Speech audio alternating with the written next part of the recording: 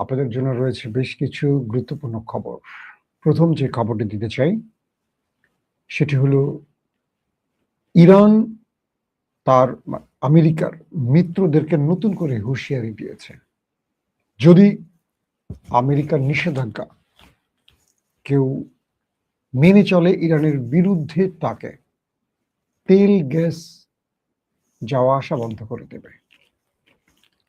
দ্বিতীয় যে বিষয়টি, ইরান বলছে যে যেসব দেশে মার্কিন ঘাঁটি রয়েছে তারা আগ্রাসী কর্মকাণ্ডে সহযোগী হয়ে উঠছে, তাদেরকে ইরান দমন করবে।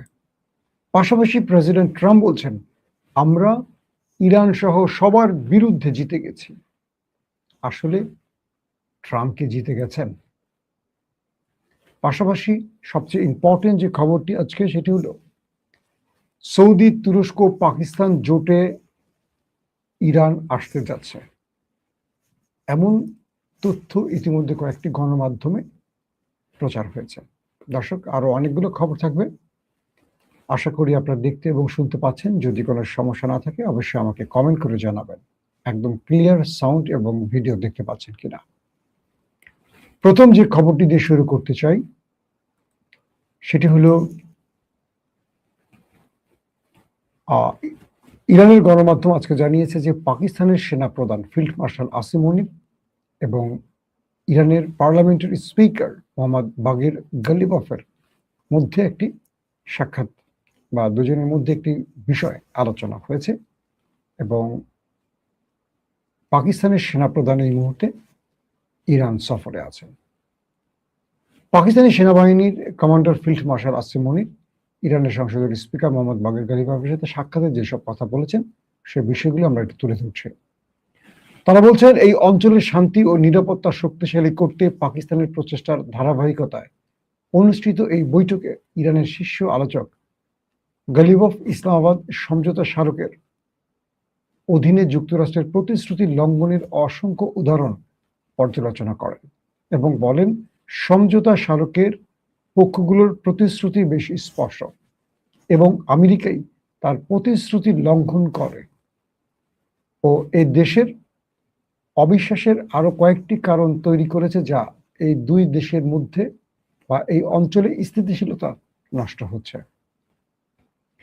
ইরানি আলোচক দলের প্রধান জোর দিয়ে বলেছেন যে ইসলামী প্রজাতন্ত্রের চাপের মুখে নতি স্বীকার করবে না, অর্থাৎ আমেরিকার কোনো চাপের কাছে ইরান নতি স্বীকার করবে না, সেটি সাফ জানিয়ে দিয়েছে তৃতীয় পক্ষ পাকিস্তানের সেনাপ্রধানের কাছে।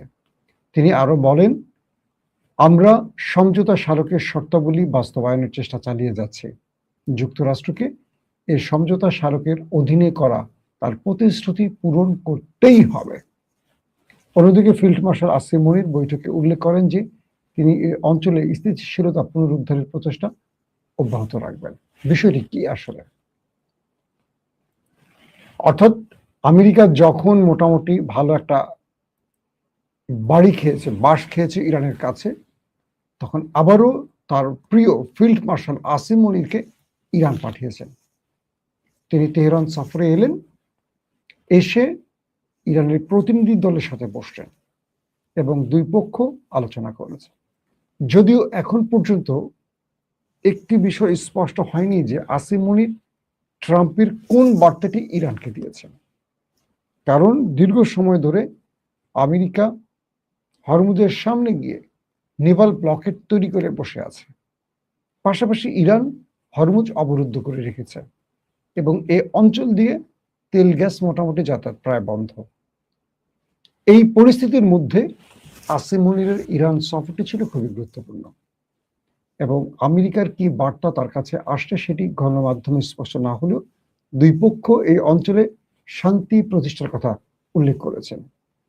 এবং সোমবারে এক্সের একটি পোস্টে সেই গালিবাফ মার্কিন প্রেসিডেন্টের নির্বাচনী প্রচারণার স্লোগানকে মেক আমেরিকা গ্রেট অ্যাগেইন কে উপহাস করেছেন। ইরানের অর্থনৈতিক পরিস্থিতি নিয়ে করা গালিবাফের মন্তব্যের একটি সম্পাদিত অংশ ট্রাম্প পুনরায় পোস্ট করার জবাবে তিনি মার্কিন প্রেসিডেন্টকে বলেন, আমেরিকাকে আবারও ক্ষুধার্ত করে তুলুন। কে বলছে? গালিবাফ ট্রাম্পকে উদ্দেশ্য করে। ইরানের সংসদ স্পিকার যুক্তরাষ্ট্রের দারিদ্র্য ও খাদ্য নিরাপত্তাহীনতার পরিসংখ্যান উল্লেখ করে একটি ছবি শেয়ার করেছেন এবং লিখেছেন যে ৪৭ মিলিয়ন আমেরিকান ক্ষুধার্ত, এবং এই পরিসংখ্যান আপনার বক্তব্যের মতো ভুয়া নয়। ছবিতে আরো বলা হয়েছে যে মার্কিন যুক্তরাষ্ট্রে প্রায় ৪,৭০,০০,০০০ মানুষ ক্ষুধার্ত ও খাদ্য নিরাপত্তাহীনতার সম্মুখীন, অর্থাৎ প্রতি ৮জন আমেরিকানদের মধ্যে একজন খাদ্য নিরাপত্তায় ভোগেন। এতে আরো বলা হয়েছে যে দারিদ্র্য এবং জীবনযাত্রায় ব্যয় সংকটে ক্ষতিগ্রস্তদের মধ্যে ১,৬০,০০,০০০ আমেরিকান শিশু রয়েছে। অর্থাৎ এবার তিনি আমেরিকার ট্রাম্পকেও ছাড়েননি খোঁচা মারতে। পাশাপাশি আজকে ইরান আরেকটি স্টেটমেন্ট দিয়েছে, সেটি হলো সিরিয়ায় ভূখণ্ডগত অখণ্ডতা লঙ্ঘন করা আন্তর্জাতিক আইনের পরিপন্থী। ইরানের পররাষ্ট্র মন্ত্রণালয়ের মুখপাত্র এই বক্তব্যটি তুলে ধরেছেন, বলছেন যে ইরানের উপর সম্ভাব্য নতুন কোনো হামলার ঘটনায় ইউরোপীয় দেশগুলোতে অবস্থিত মার্কিন ঘাঁটিগুলোকে লক্ষ্যবস্তু করা হতে পারে। এমন দাবির জবাবে ইরানের পররাষ্ট্র মন্ত্রণালয়ের মুখপাত্র ইসমাইল বেকেই বলেছেন, ইরানের উপর হামলার উৎসগুলোকে লক্ষ্যবস্তু করা তেহরানের বৈধ অধিকার, অর্থাৎ আরব রাষ্ট্রগুলোকে ইঙ্গিত করছেন। ইরানের রাষ্ট্রীয় টেলিভিশন জানিয়েছে পররাষ্ট্র মন্ত্রণালয়ের অনুষ্ঠিত সাপ্তাহিক সংবাদ সম্মেলনে বেকাই সমসাময়িক বিষয় নিয়ে প্রশ্নের উত্তর দিয়েছেন।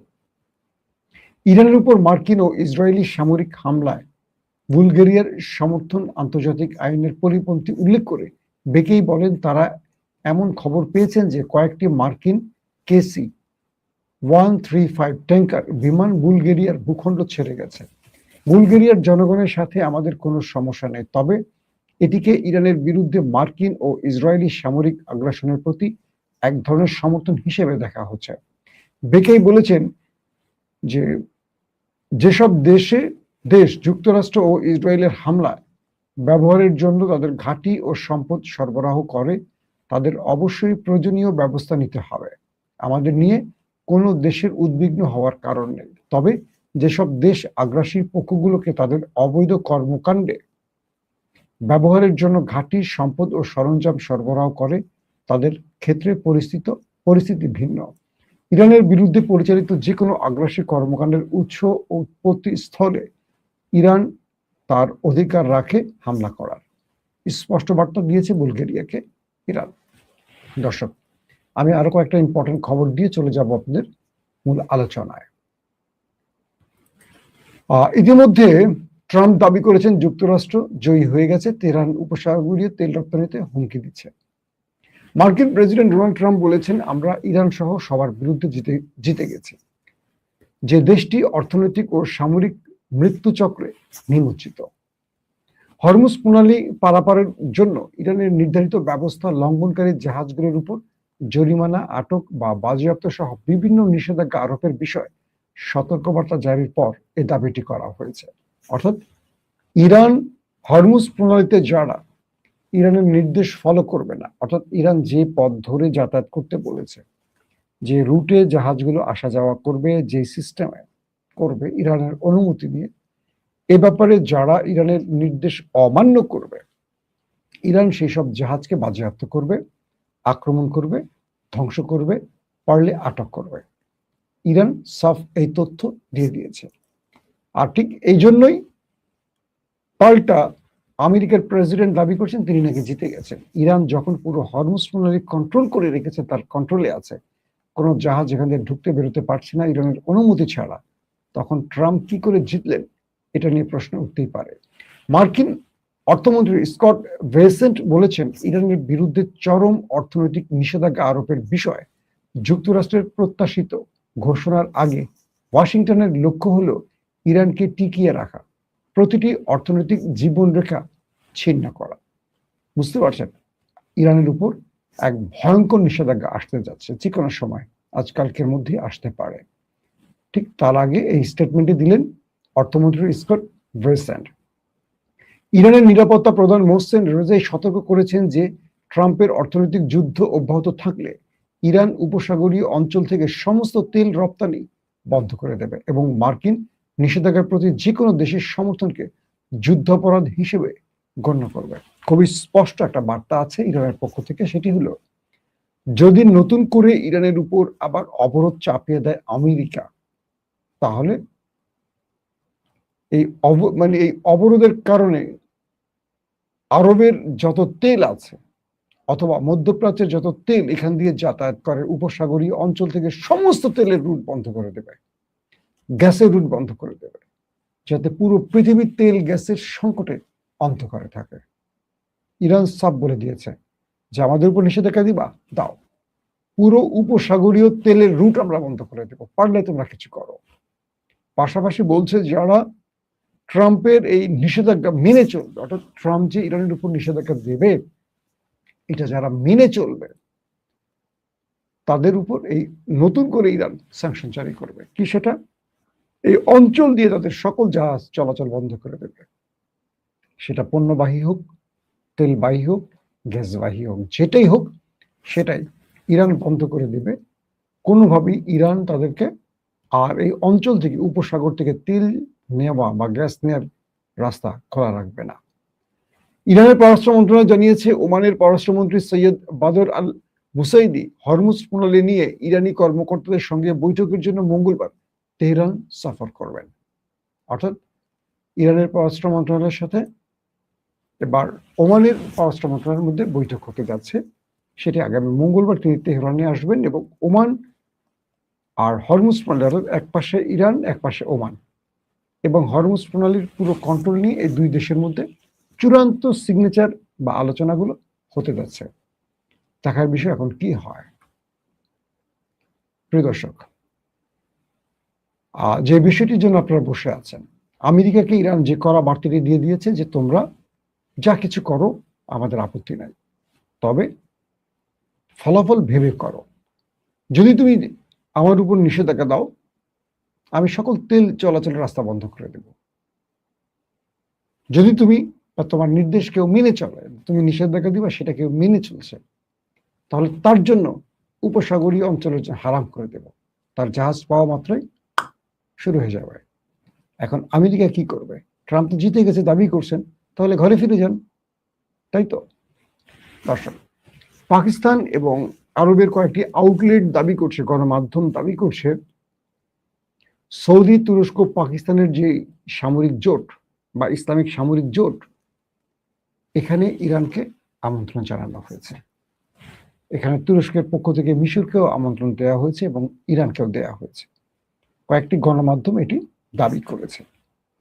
যদি ইরানকে সত্যিকার অর্থে দাবি আমন্ত্রণ জানানো হয়, তাহলে কি আমরা বুঝতে পারছি এই জোটটি কাদের বিরুদ্ধে? তার মানে এই জোটটি হচ্ছে আমেরিকার সবচেয়ে কাছের বন্ধু, আমেরিকার মিত্র ইসরায়েলের বিরুদ্ধে। প্রথমে অনেকে বলছেন যে এই জোটটি বা সামরিক জোটটি হতে পারে ইরানের বিরুদ্ধে। তাহলে সৌদি আরব বা পাকিস্তান বা তুরস্ক ইরানকে এই জোটে নেবে কেন? পাকিস্তানের যিনি ফিল্ড মার্শাল আসিম মনির তার ইরান সফরটির এটিও একটি কারণ বলে দাবি করা হচ্ছে। অর্থাৎ পাকিস্তান চাইছে ইরানকে জোটে রাখতে, তাতে করে সৌদির সঙ্গে পাকিস্তানের যে দূরত্ব এটা ঘুচে যাবে, কারণ তারা নিজেরাই একে অপরের বিপদে পাশে দাঁড়াবে ঘোষণা দিয়ে এই সংগঠনটি বা এই জোটটি হচ্ছে।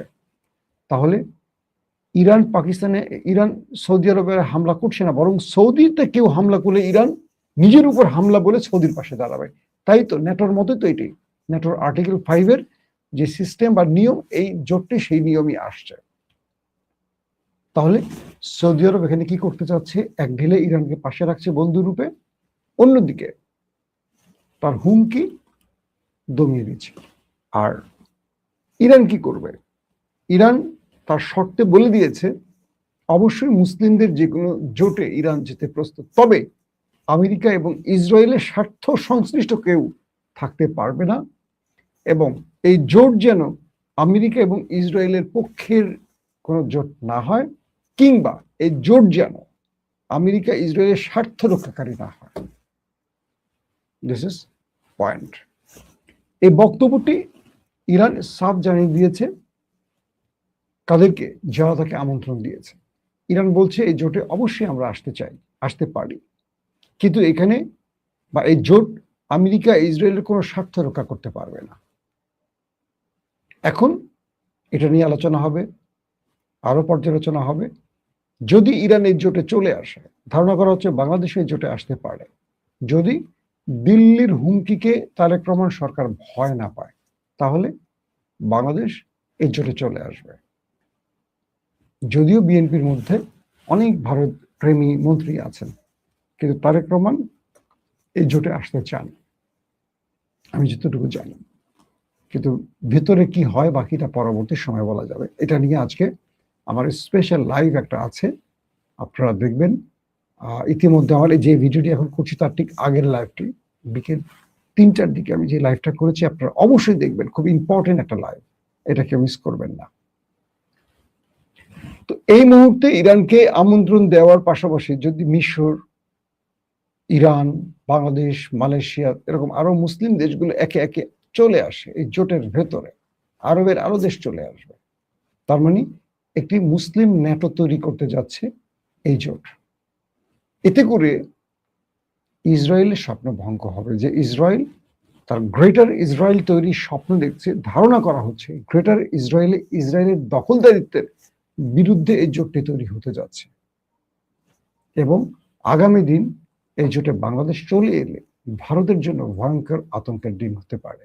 কারণ ভারত বাংলাদেশে যে তার আগ্রাসন বা দখলদারিত্বের পরিকল্পনা নিয়ে ছক এঁকে বসে আছে, বাংলাদেশ এই জোটে প্রবেশ করলে ভারতের সেই স্বপ্নটি স্বপ্নই থেকে যাবে। কারণ বাংলাদেশকে টোকা দিলে সকল মুসলিম দেশগুলো এক হবে বাংলাদেশের পক্ষে দাঁড়ানোর জন্য। এটি হবে তাদের আর্টিকেল 5-এর ন্যাটোর সংস্করণ। দর্শক, আপনি কি চান বাংলাদেশ মক্কা জোটে আসুক? তাহলে অবশ্যই কমেন্ট করে জানাবেন এবং এটার জন্য ভয়েস রেজ করবেন। সোশ্যাল মিডিয়াতে প্রত্যেকে এই বিষয়টি তুলে ধরবেন যে বাংলাদেশ যেন অবশ্যই এই মুসলিম ন্যাটোতে প্রবেশ করে। এটা বাংলাদেশের স্বাধীনতা, সার্বভৌমত্ব এবং বাংলাদেশের অখণ্ডতা রক্ষার জন্য অন্যতম একটি জোট হতে পারে। প্রত্যেকে ভালো থাকবেন। আল্লাহ হাফিজ।